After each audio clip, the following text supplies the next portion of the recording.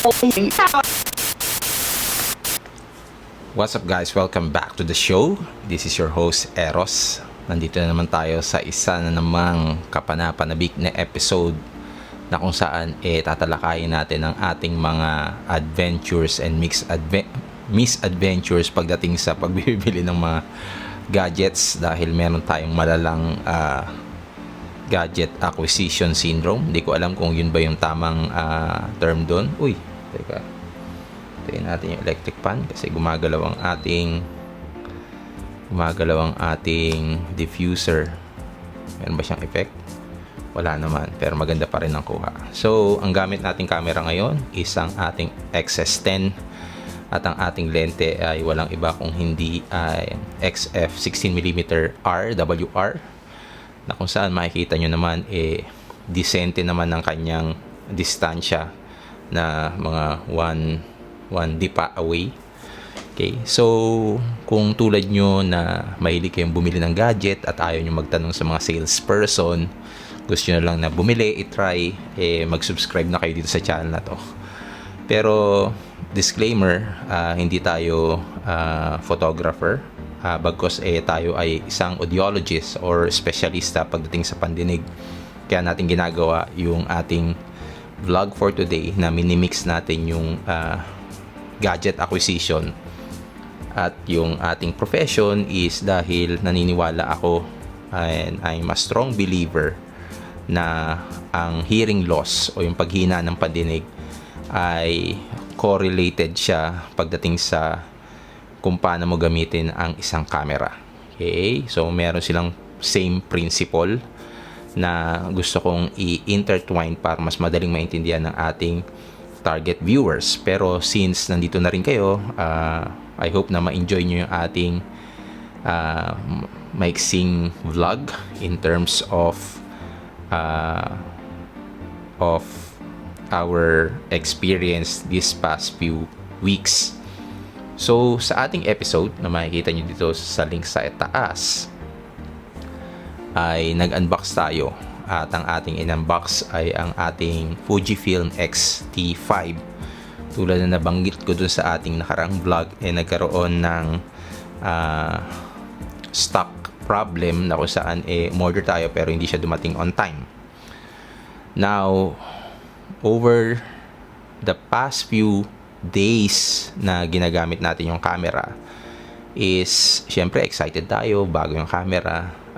Tinry natin siya again sa street para malaman natin kung ano ba yung difference niya or kung meron ba siyang difference pagdating sa ating naunang camera which is yung X-T3. Now, ang napansin ko is di hamak mas mabilis yung X-T5. As in, mas mabilis talaga siya. Mapapansin nyo yung difference. At bukod doon, yung una natin siyang ginamit is of course, ang gamit natin lente is yung pinaka-favorite nating focal length which is yung 18mm. So, makikita nyo, ito yung mga sample pictures natin. Okay, yan. So, bakit 18mm? Para sa akin kasi is 18mm, parang siya yung para sa akin yung perfect view kung ano nakikita ng mata mo na merong siyang konting puwang or meron pa siyang konting allowance para makita mo yung bigger picture. Kaya 18mm din kasi napapansin ko pag gumagamit din ako ng mga zoom lens, I end up na nasa 18mm ako parati. Kumbaga hindi ko siya masyadong nazo-zoom in. Okay? So, yun yung konsepto bakit nag-start muna tayo with 18mm. During my tour or photo walk sa Orchard Road, Singapore, napansin ko na nag-hesitate ako kumuha ng picture kasi nga is dahil 18mm, kumbaga nahihirapan akong kumuha ng portraiture. Okay? Sa akin, mas gusto ko kasi yung portraiture, and the reason why na nahihiya ako kasi for you to be able to get this view, yung mga ganyan na portrait view, kailangan sobrang malapit ka sa iyong subject. Okay?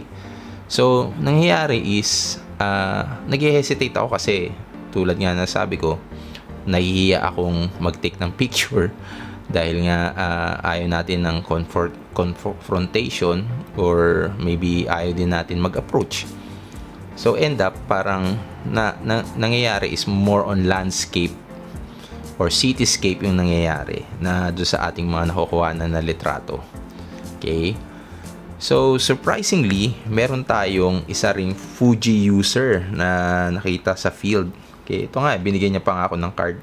Pangalan niya is yan, David Lo. Okay. Mukha siyang, isa siyang Caucasian, pero singkit yung mata niya, tapos puti yung buhok. Tapos gamit niya XT2. So, nagka-compare kami ng camera. Sabi niya, "Oy, you got the latest camera, XT5, ganyan. Pero parang napaka-pricey niya. Sa akin, gamit ko XT2. Tapos, anong lens yung gamit mo? Sabi niya ganun. Sabi ko, 18mm. Parang medyo na-touch yung aking ego. Di, tinanong ko rin siya, ano ba yung gamit mo ring lente? Ito gamit ko. XF50 F2. So, yung XF50 F2 is kasama siya dun sa fast trio na tinatawag. Yung 23mm, yung 35mm, at 50mm. Pare-para sila nasa F2. Hindi ko nga alam bakit yung 18mm hindi kasama dun kasi parang pare-pares naman sila ng speed. Pero medyo siguro yung engineering nung tatlong lente na yun iba compared do sa 18mm. So pinatry niya sa akin. So pagkuha ko ng litrato, na-realize ko na parang, uy, ayos pala yung ganitong distansya kasi komportable ka, yung subject mo malayang malayo pero makakuha na mo sa litrato. Kumbaga hindi ka mag-hesitate na pindutin yung shutter button. So the next day, or yung pag-uwi ko pala, naisip ko na parang astig din yung David Lo na yun, parang na-inspire akong gumamit ng mga mahabang lens na kung saan meron din naman tayo. So for a simple experiment, tinry natin yung 56mm f1.2. Okay, so alam naman natin ito yung lumang lente na sinasabi sa mga forum na mabagal, hindi siya akma. Kumbaga, tinry na lang natin kasi yung theory na yung XT5 mas mabilis, doon natin masusubukan ngayon. So ginamit ko yung XF56 56mm. Surprisingly, ito yung mga nakuha nating picture. Kung mapapansin nyo, sharp pa rin siya at bukod doon kumbaga parang pinpoint din yung accuracy niya, malinaw din yung kuha. Kumbaga parang sa akin kasi in real time yun, tsaka yung distansya niya parang tamang-tama lang. Ngayon parang napapaisip nga ako di kaya maganda rin na mag-acquire nung telephoto lens na 16 to 80mm or yung kahit yung macro na 80mm kasi parang 56 wala naman kasing 60mm meron pala, no? Pero 60-70 walang ganong range. Siguro po pwede rin yung 70 to 300 pero siguro sa mga susunod na purchases lang natin yon. So yun, surprisingly yung 56mm solid yung mga kuwang litrato. So parang sabi ko, laking pasasalamat ko kay David kasi kung hindi niya sa akin pinatry yung 50mm, baka hindi ko madidiscover na mas ayos palang gamitin sa street photography yung medyo mas malayong focal length, unless na parang daring kayo na yung malapitan na ganyan or kung ano-ano pa, diba? So the next day, sinubukan naman natin yung video lens natin, which is yung 18 to 120mm f4. Kaso ang hindi ko naisip na gabi na nga pala, so dapat mas mababa yung focal length dahil nga wala naman tayong ginawa kundi sumubok lang na sumubok, sinubukan na lang din natin.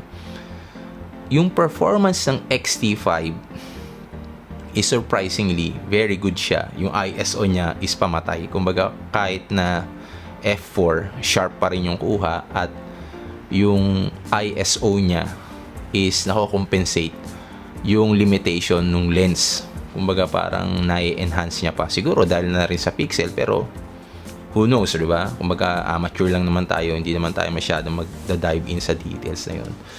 So, bottom line is, overall,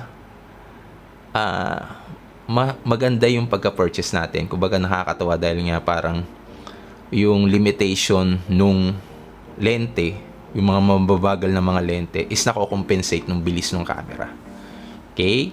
So, yun lang ang ating vlog for today. I hope na nagustuhan nyo yung ating review about X-T5. Medyo extensive din yung mga binitawan nating mga lente today. 18mm, 56mm, at saka yung ating video lens na. So, yun na nga. Medyo ulitin lang natin kasi naputol yung ating video. So, tulad nga ng sinabi ko, until next time, kung gusto nyo uli ng mga ganitong mga review, please hit that subscribe button. Medyo extensive na yung ating na cover for today. Yung X-T5, yung 18mm f2, yung 56mm f1.4, at syempre yung ating video lens na 18 to 120mm f4. Okay? Para dun sa mga ating mga subscribers na hearing impaired.